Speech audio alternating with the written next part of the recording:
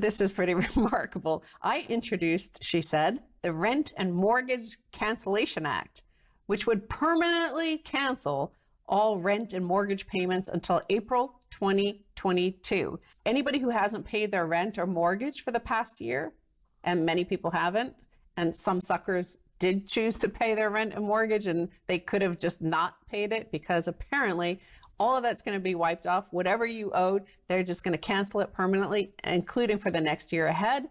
Lots of people are in the comments on this saying, yes, stick it to the landlords. Yes, you know, Warren Buffett and Blackstone, big landlords. Yes, stick it to them.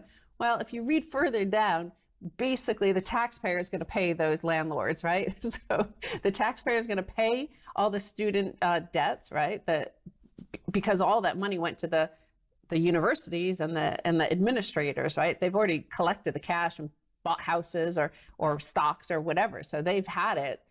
That cash is being paid off. The debts are being paid off by the taxpayer. Here, the taxpayer is going to pay off all the rents and mortgages. So pretty much everything in the economy is state-owned. All the bonds are state-owned. All the debts are state-owned. The houses, mortgages are state-owned. Student debts are state-owned. So that's the situation we find ourselves in. Well, what you're describing there, the minimum monthly payments, the forgiveness of rent, state ownership of everything. I actually read a book in college that explained the whole thing.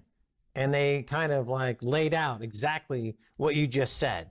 It's not read often now. It's kind of famous though. It's called the Communist Manifesto. And it explains this exact political theory.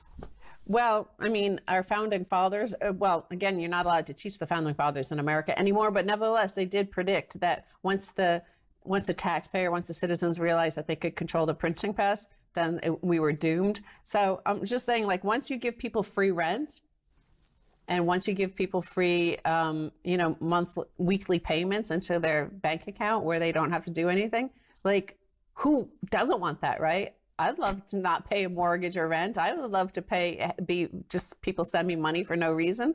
Like, I would love that. But, I just think once it sets in, it's going to be hard to unwind. Just like QE is hard to unwind, these sort of policies will be hard to unwind.